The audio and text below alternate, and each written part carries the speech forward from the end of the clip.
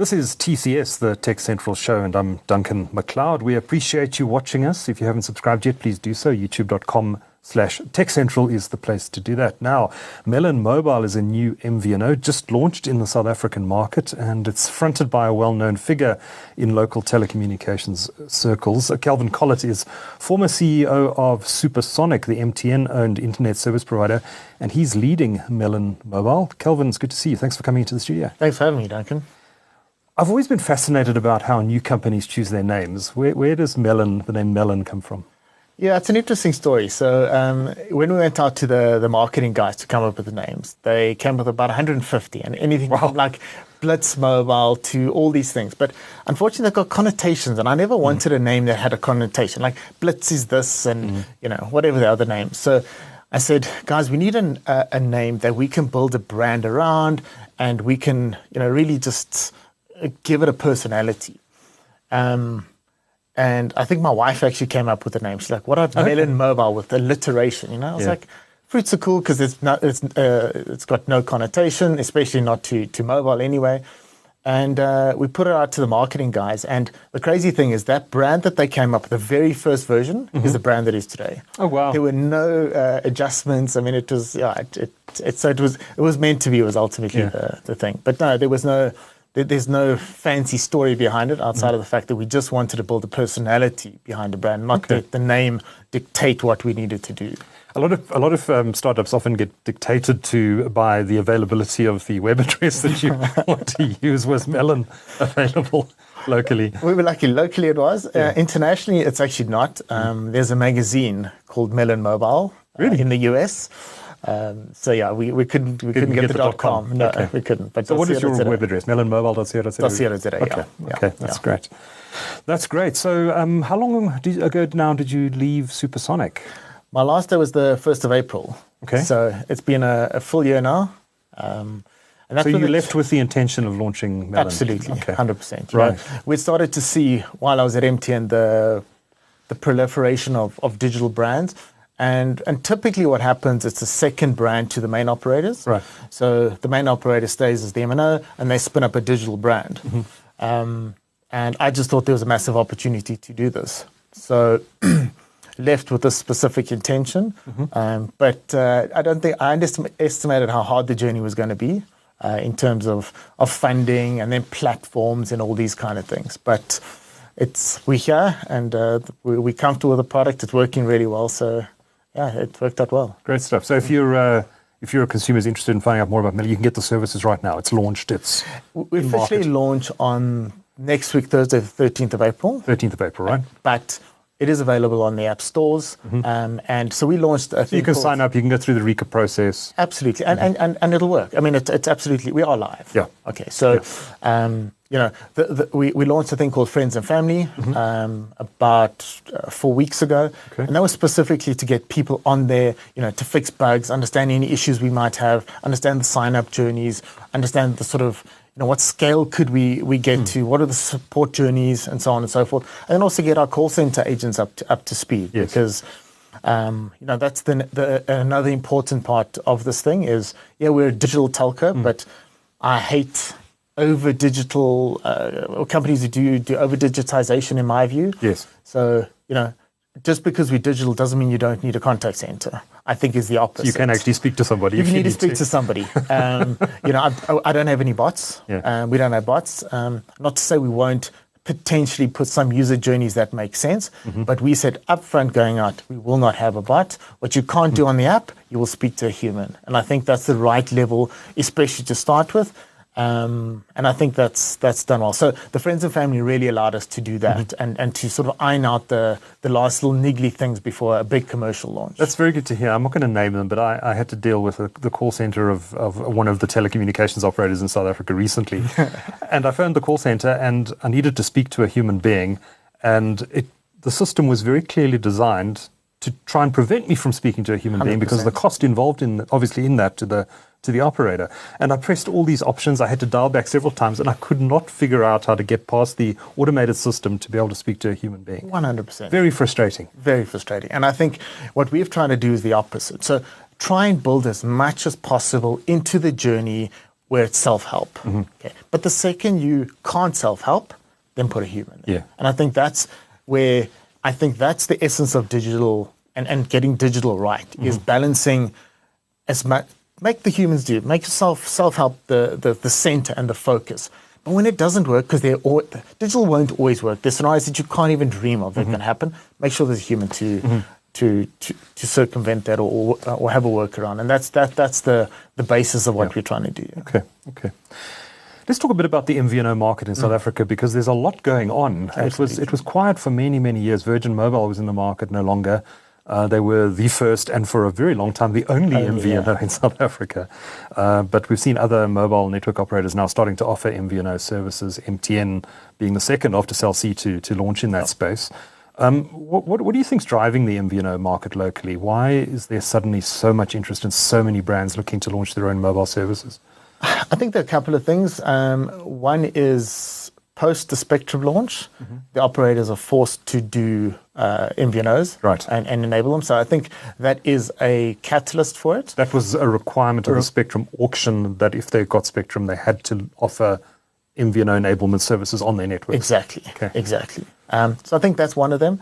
The other thing is, I'm not sure outside of that, but it definitely is MVNO season. I mean, they're popping up all over the place with different shapes and sizes. I think the one thing about MVNOs in South Africa is they're mostly rewards programs and not dedicated telco service providers, which is something that we've gone out. We don't have anything else. That is our focus. We're here to offer that as a primary service. So it's not a secondary, it's not a tertiary, et cetera, et cetera. So I think I think the stated objectives are different. But, MVNO market in South Africa is still tiny, taking international standards. I mean, internationally, 15 to 20% of the market is taken up by MVNOs. In South Africa, it's 2%. So we still have a lot of space. A lot of people say, isn't it crowded? Too late to come in. No. Not by international standards. Will it get to 20% locally? I don't think so. No, I don't think so. I think 15% will be an absolute top end. And look, if you take that there are about 101 million active SIM cards in South Africa, 10% is 11 million. So you take 11 million, I think 11 to 15 million is a fair number of SIM cards for MVNOs, but not more than that. So with the ICASA auction and the MNOs now required to launch these MVNO platforms, I know MTN has launched. Cell C's been in the market for years. Vodacom has said they're going to launch. I don't know if they've actually launched any MVNO services. They haven't, but I know it's imminent. I believe it is imminent. I don't know the dates, but in discussions we've had with them, it is imminent. And Telkom has said by the end of this year, I think they're also going to do something. So the enablement market is getting very interesting. Do you think the competition between the MNOs to provide MVNO services is going to help companies like Melon Mobile, in that prices are going to come down at a wholesale level and there's just going to be better service from the MNOs? I think so. I think it'll get there. I mean, I think at the moment there's still So let's look at different companies. I mean, I think from MTN's perspective, who we've partnered with, there's a very clear separation between wholesale and retail. And that's really great. And I think that's what, all of the telcos have got to do, is have that very clear mindset that there's a wholesale division and they will bring wholesale revenue, and there's a retail division and they'll bring the retail customer. Where the wholesale division doesn't talk to the retail division about how this is going to impact you. Exactly. So I think that's got to proliferate amongst all the telcos, but I think it will. I know MTN have done it extremely well, and we've experienced it now. It's you definitely get the it's not just a feeling; they are separated. You're speaking to a different division. You get that service and so on and so forth. So it's been a really good experience there. Okay. Was MTN always the only option for you, given your history with MTN? Look, that helped, but because of their maturity in terms of being in the MVNO market, and Vodacom hadn't launched it at that stage, or were certainly not advertising. Telkom were not advertising. And Cell C felt, because they were roaming on MTN anyway, it would be, there's just a middleman in there. Plus, we wanted to put our own platform in. So we weren't going to use one of the existing platform providers. So we wanted to integrate directly into the network and go far into the network as possible, so we could provide as many services as possible that were not dictated to us by the MNO. Right. So to do that, we wanted a primary MNO. So yeah, that was the main reason. But they've got the best network. Typically, a brand, especially those that you spoke about earlier, that are providing these are sort of value-added incentives to consumers as loyalty programs and stuff.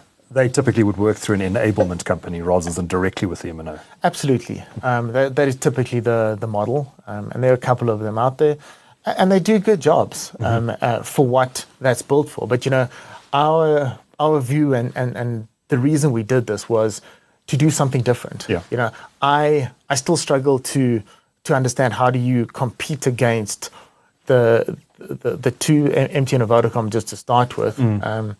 And their massive marketing spends have been around for 25 years. If you're going to offer exactly the same as them, I think it's going to be very hard to compete. So we decided we had to come up with something that was significantly different, significantly value add, and therefore we think we can actually penetrate the market. Now, we're not competing against MTN and Vodacom. That would be arrogant to even make a statement like that. We've got a niche, we've got a customer focus, and those are the guys we're looking for. Yeah. So if you ask what is the base, it's sort of 18 to 45-year-old, digital and tech savvy. So that's the market segment we're looking for. But it's I think there's a niche. Skewing young, skewing tech savvy, particular LSMs. Not per se. I mean, a smartphone would be your entry level because, I mean, we're app-based, so you need to at least have a smartphone and a bank card. So those are the two sort of LSM requirements. So if you've got a bank card and a smartphone. So is this contract only? There's no prepaid element to it? It's neither. So it's a subscription. So think of it as Netflix. Right. So it's month to month, and it's a subscription. So you build your subscription, and next month you can change your subscription, and the month after you can change your subscription. So it's kind of like prepaid, I guess, but it's not.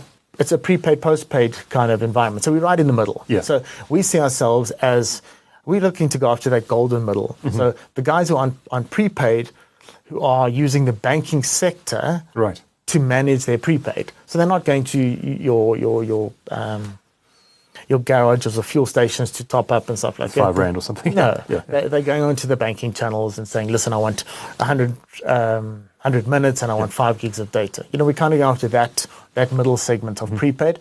And sure, we'll have some spillover into the postpaid and then spillover into the lower market. But that's the segment we're looking for there. Okay, and that must be millions of people in the South African context. Yeah. So the research we've done, it's a really big segment.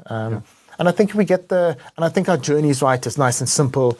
From the second you get the SIM card to activation, it's a 5 to 6 minute journey. Now, you can't, there's no one else is offering anything, even remotely close to that. So we think there's an opportunity. Plus, I think we've got a bit of education to do because the app's the center of a universe. Now, nowhere else in mobile is that the place. So, we had a couple of guys already ask, how do I see my usage? Now, on the front screen of the app, it's got dials. So if you just open the app, it'll tell you where your usage is, and it's immediate as well. So you make a minute call, it'll show up that you've done it. You download a 100 meg file, it'll show you the little dials will dial back 100 meg. So it's absolutely live, but it's foreign in our current mobile industry. You're like, how do you get your balance? Well, it's SMS this or USSD that or whatever else. Ours is on the app and it's immediate. So a little bit of education we're going to have to do, but I think we've, and also we came up with a very simple product. A lot of people ask, do you have this? Do you have that? And we're like, it's all on our roadmap. And we've got a really nice roadmap, which we can talk about later. But right now, we've come out with a very competitive voice and data SMS offering, so proper end-to-end mobile offering. Just to give our viewers and our listeners some insight here. When you go into the app, and I haven't actually popped the SIM into my phone yet, but I have had a look in the app, and there are a bunch of sliders. So you actually decide, okay, I need, and this is really cool because often you're buying stuff from a contract or whatever, and you're ending up buying stuff that you're never going to use. 100%. So you can buy 50 minutes of voice. But if you use a lot of data, you can buy 50 gigs of data, and maybe you need 10 SMSs a month. Exactly. Or if you skew the other way and you need 1,000 minutes and 1 gig of data, you can do that as well, 100%. which is pretty cool because it gives you that flexibility to tailor a package for yourself on the fly using sliders, which I don't think has been done in this market before. No, it hasn't. Even internationally, it's not pervasive. Right. So you tend to find that they're very specific packages. You take like a Mint Mobile; they've only got four packages in total. It's all unlimited voice and text, and then they've got different data packages. Yeah. The South African contents, we just didn't feel that was the right way to go, so we put the slider. So it really gives you the ability to completely configure those. So and it kind of takes a couple of people asked us, do we offer data-only packages? Yeah. Well, you decide, because just choose no voice and no text, and then you've got a data-only package. So it really does give you the ability to have multiple SIMs and so on and so forth. Can you buy additional voice or data if you require it on an ad hoc basis? Absolutely. And we give you notifications all the time to say, you're running out of data, etc. Go into the app, and there's a little plus sign. Click on the plus, slide again. How much data you want to top up? Go. Your bank card's already saved as a token. Straight in, and your top up's done. So. The app is zero rated as well, so you don't have to worry about the inability to access the app when you have run out of data. So sure. It's all there. Yeah. Now, you mentioned you did a lot of development work to integrate with MTN's backend systems beyond what a traditional or typical MVNO would do. Yeah. I mean, how much work was involved in doing that? I mean, it must be quite an expensive exercise. It is expensive, and it's. I think, Duncan, the big thing here is to do it properly. I think a lot of people don't understand telco scale. I mean, you've been in the telco industry, you understand the scale of this industry, but I think people are coming from retail, et cetera, sometimes forget the scale of telco. Yeah. And the other thing is it's a 24/7, 365 business. So you can't have, we'll do a maintenance window here and there and all these kind of things. It's got to work all the time. And if it doesn't, it's no longer a mobile network. Mission critical. Exactly. Yeah. So it is expensive, and it's time consuming, but our team combined with the MTN team in this specific scenario were fantastic. And we went through all the phases of testing, et cetera, et cetera. So it took us about 6 months, but it was done extremely well. And the integrations there, we've got all the functions and facilities required. We've got 5G works. Right down 2G, 3G, 4G as well. Right up to 5G. Okay. Right up to 5G. So it's a fully functioning mobile network. It's not there are no limitations on it or anything like that. So that's great. Did MTN have to do a lot of work as well on their side in preparation for this launch? How closely did you work with the MTN team? Look, we worked extremely closely. And for any MVNO launch, I mean, it was no different for us versus any of the other guys that have launched. But a lot of work is required. And as I say, we've worked with the wholesale division, and they've done... It's a lot of work involved to launch, because you want to do it properly. I mean, you can't afford to chuck this whole thing together. So it's really it's done well. Now, out of interest, there's been a lot of we actually had his name has slipped my mind now. The CEO of Calvin Venture Partners, Clive Butko, on the show earlier this week, and he was talking about the state of the venture capital market and the tightening interest rate environment and how that has impacted the global venture capital space, which has plunged. There was an article on the FT this morning that said that VC investments, I think in the US, have plunged 55% in the last year. And you're launching into this environment. How difficult was it to find funding? Look, I think funding in South Africa is especially difficult. I'm glad I'm not funding now. I'm not looking for funding now, but it's one of those things. I mean, I probably did about 70 pitches. 7-0 pitches. And I think it's one of the hardest things, because it's like going on 70 dates, and every single one you think is going extremely well, and then they just never phone you back. And it's one of the interesting things I found out, once I did manage to get funding, was I went to some of these guys who I thought went extremely well, and the comment was, "We loved your product, but we didn't want to say no just in case there was an opportunity to invest later." So it's not a no, but it's not a yes. It's an interesting. So a lot of guys sit on the fence in the VC space, and I think if there's one thing that we need to is better funding for SMEs. I mean, I know there's a lot of work being done on this, but it is extremely difficult to get funding. Okay. But you found funders. But we found vendors. You found vendors in the end. I believe you can't name them. No, so but they're private individuals, high net worth individuals, which is kind of what you need in a space like this. Kind of angel investors? Angel investors, guys are willing to, I guess, trust the vision and what we're trying to do. Believe that the spreadsheet engineering was legitimate and not just spreadsheet engineering. I think we've done a lot right.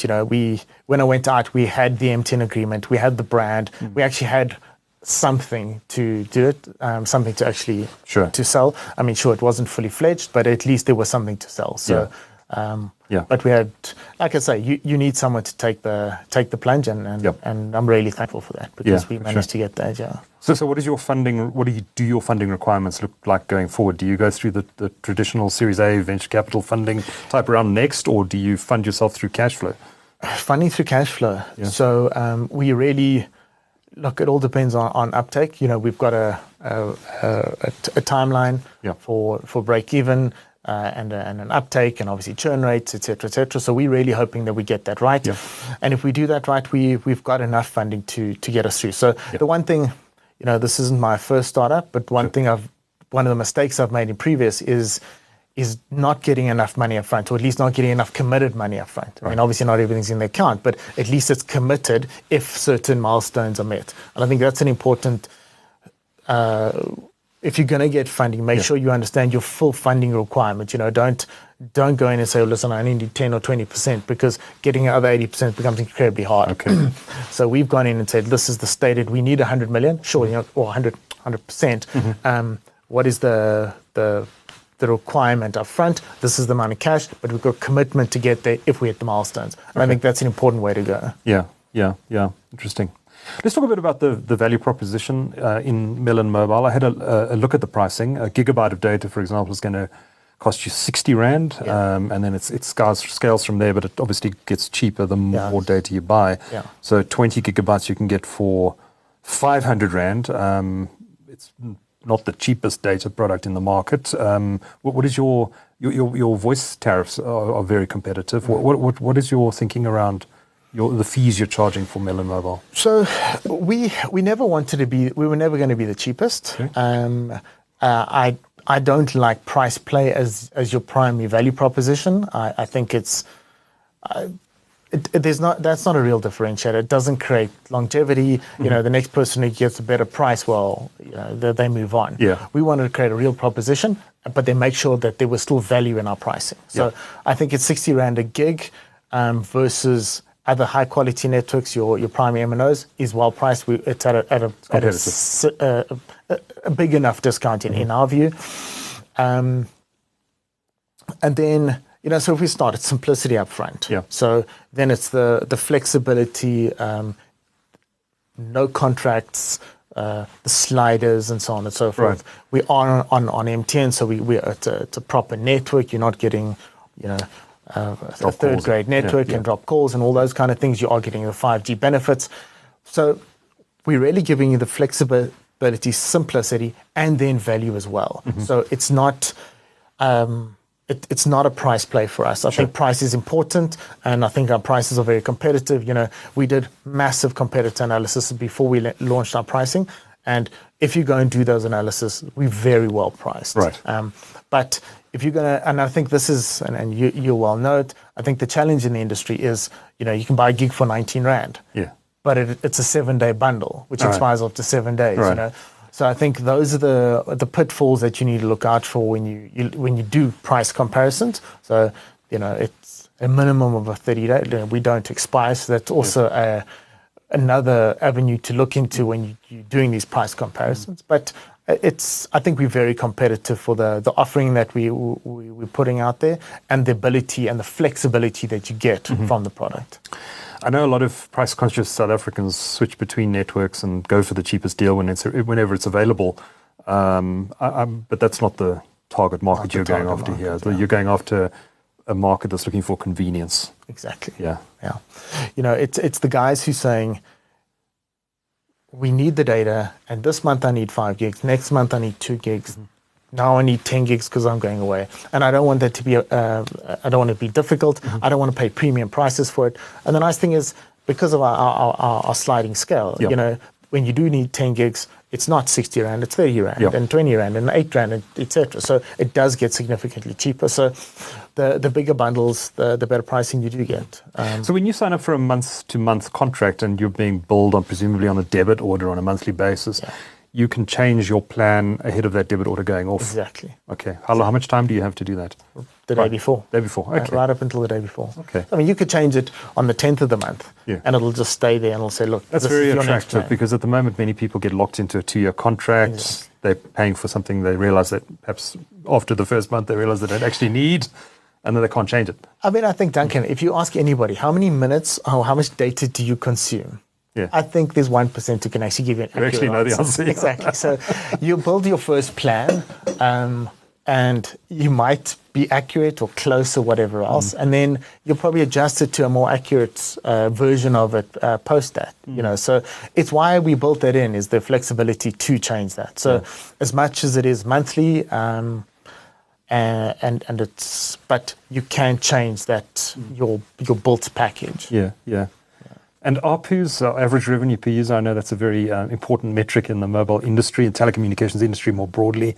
Are you targeting an ARPU that's higher than the industry average?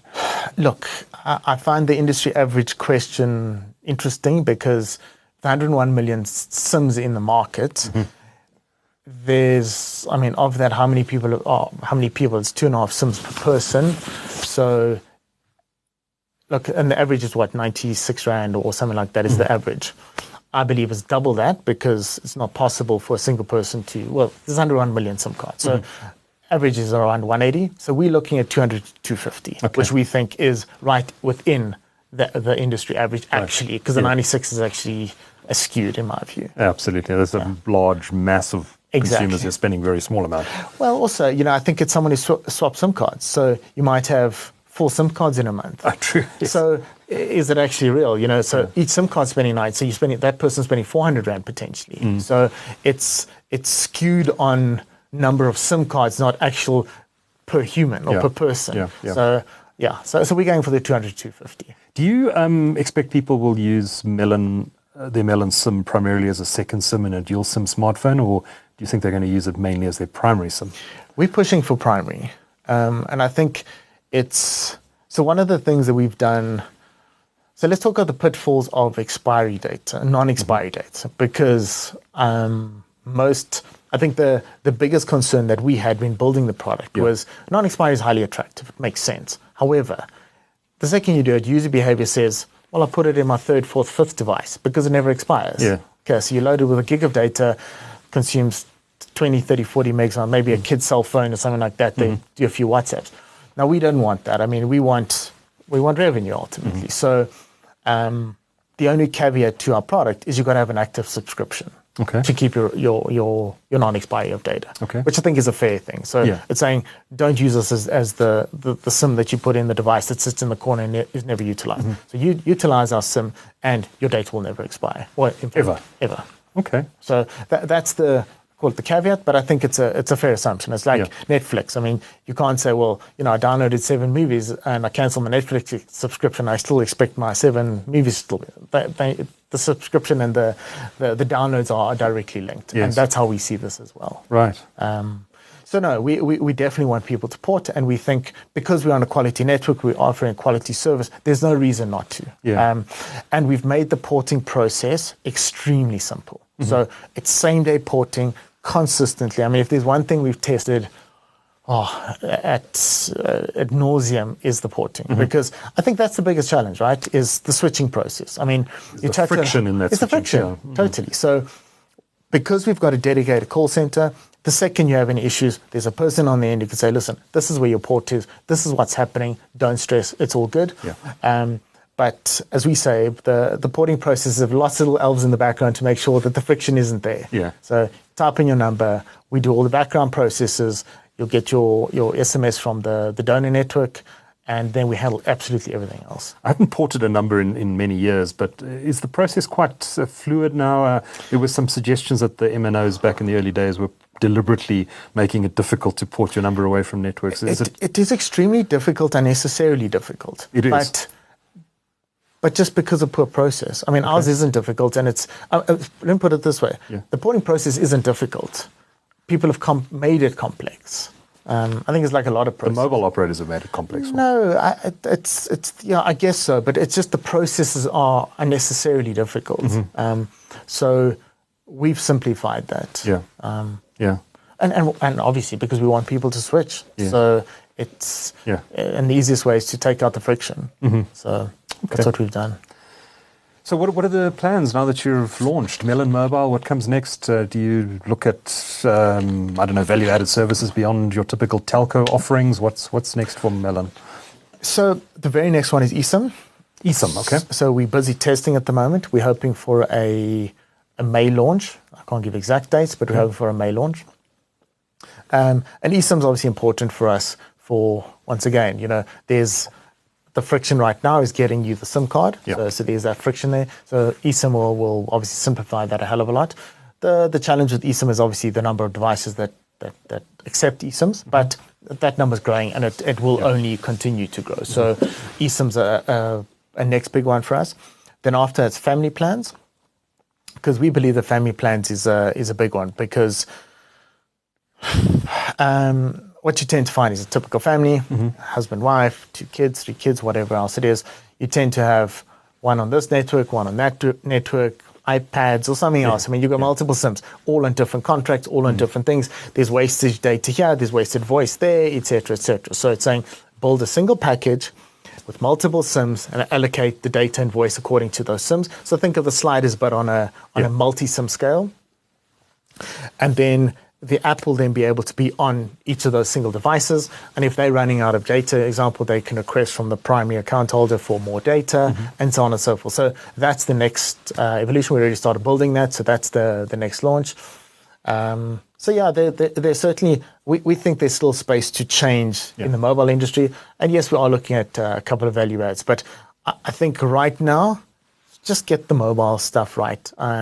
FMC, so fixed mobile convergence, that's also right in the pipeline. So we started doing some testing around that. So you can get your fixed line through us, all on the same account, potentially all from the same data pools as well. So there's some, we're trying to just make a single interface for all of this. And then obviously as 5G and IoT become more pervasive and more sort of part of our daily lives, that would include those kind of things as well. Okay. So, and what about handset subsidies?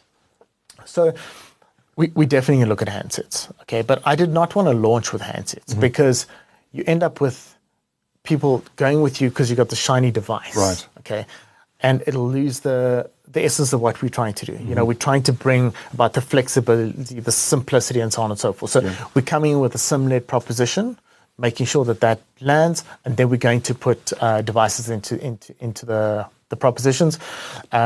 But there'll be a separate line item. So you pick a device, how do you want to pay for it? Do you want to pay cash or buy now, pay later potentially? And then 12, 24, 36 month options on that. Okay. So do you have someone else manage the handset book, or would you take 100%. it on? Okay. No. You don't want to take that on? It's off balance sheet for sure. For sure. Yeah. Right. Excellent. Calvin, I look forward to seeing how Melon Mobile develops. That website again is melonmobile.co.za. Absolutely. And there's an app for Android and for iOS. Is it available in the Huawei app gallery as well? It's not, but we've got an APK for that. So if you just get hold of us, we'll send you the link. So it does work on Huawei. It's just we're not in the Huawei store yet. Okay, great stuff. Calvin Collett is CEO of Melon Mobile. Thank you so much for talking to Tech Central today. Thank you for having me. Appreciate it.